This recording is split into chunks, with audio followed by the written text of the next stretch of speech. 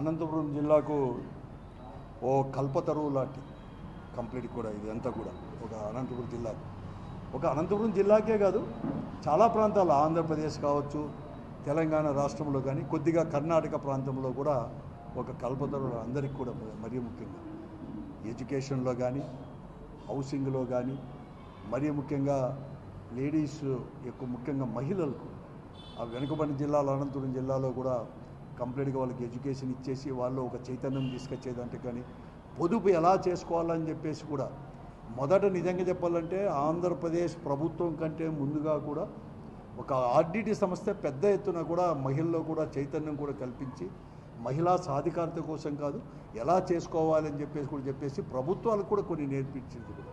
So అటువంటి సంస్థ అనేకం కూడా ఈరోజు కాదు, ఒకప్పుడు 67, 68, 69లో ఆర్డిటి సంస్థ అనేది కూడా ఇక్కడ తీసుకొని వచ్చినప్పుడు ఫెర్రర్ గారు ఇక్కడ తీసుకొని స్థాపించి ఒక స్వచ్ఛంద సంస్థ చేపించినప్పుడు గోబ్యాక్ అనే వారే చాలామంది వారు చేసే ఒక స్వచ్ఛందంగా ఒక కమిట్మెంట్తో చేసే అభివృద్ధి విషయంలో కానీ, మరీ ముఖ్యంగా హౌసింగ్ ఇవన్నీ చేస్తాను వెనుకబడిన వారికి అంటే ఎస్సీ, ఎస్టీ, బీసీ వాళ్ళందరికీ తీసుకొచ్చే దాంట్లో కూడా ఒక పెద్ద కూడా ఒక అందరి ప్రజల్లో కూడా ముద్ర అనేది కూడా వేసుకుంది.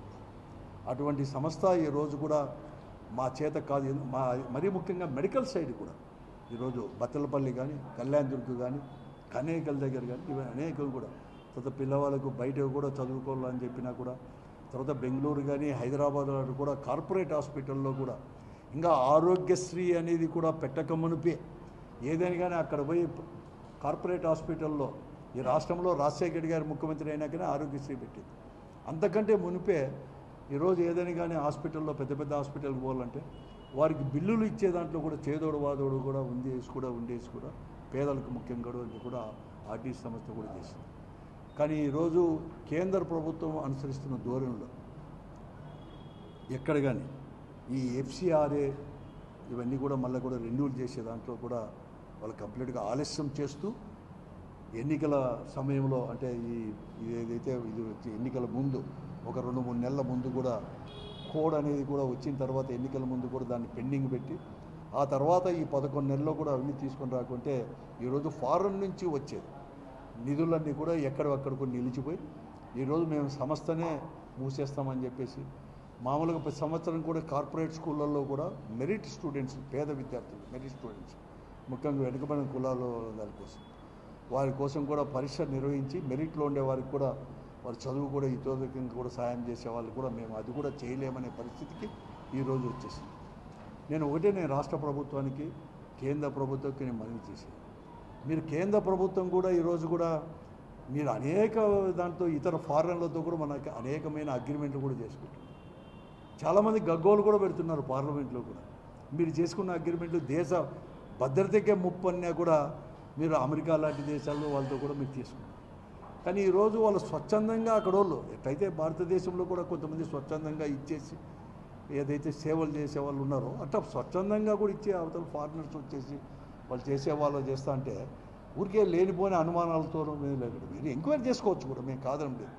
మీరు స్పష్టంగా కూడా ఈ తప్పు చేసినారంటే ఆ తప్పు చేసినారని చెప్పి చెప్పాల. అవన్నీ చెప్పుకోకుండా ఈరోజు అన్ని సంస్థలతో పాటు ఇన్ని సంవత్సరాలుగా సేవలు చేస్తున్న ఈ ఆర్డిటి సంస్థల్లో కూడా మీరు తీసుకొని వచ్చి FCRA కూడా మీరు రిజిస్టర్ అనేది కూడా మళ్ళీ కూడా రెన్యూల్ చేయకుండా నిలబడిన దాని వల్ల కూడా చాలా కూడా పెద్ద ఎత్తున ఉంది.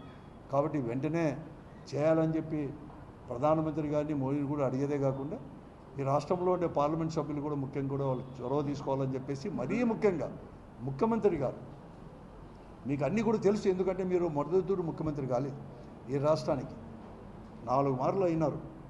మీకు గతంలో కూడా ఈ ఆర్డిటి సంస్థ ఎలా చేసింది ఏం కథ మీకు కూడా బాగా తెలుసు.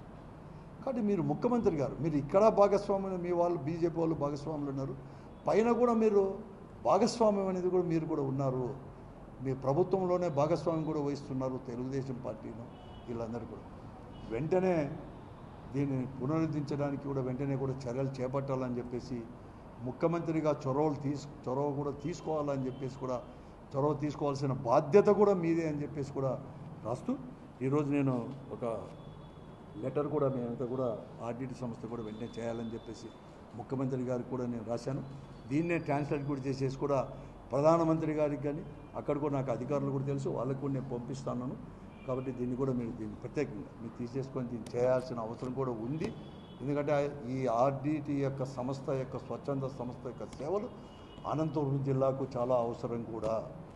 మీరు వారిపైన ఏమైనా కానీ అనుమానాలు ఉంటే మీరు చాలా స్పష్టంగా చెప్పాల్సిన బాధ్యత కేంద్ర ప్రభుత్వం పైన ఉంది.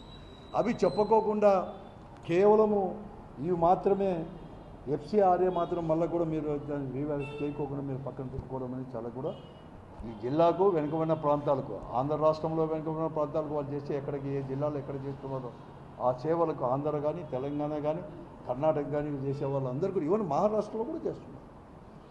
అన్ని దానిలో కూడా పెద్ద ఎత్తున కూడా మీరు దెబ్బతీసినట్లే కాబట్టి వెంటనే తీసుకోవాలని చెప్పేసి చంద్రబాబు నాయుడు గారిని ముఖ్యమంత్రి గారిని కూడా ప్రత్యేకమైన చొరవ తీసుకొని ఇంకా ఆలస్యం కూడా కాకూడదు, ఇది కాకూడదు.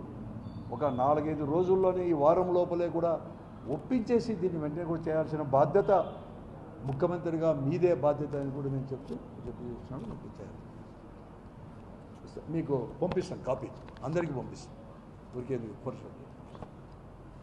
ఈ లెటర్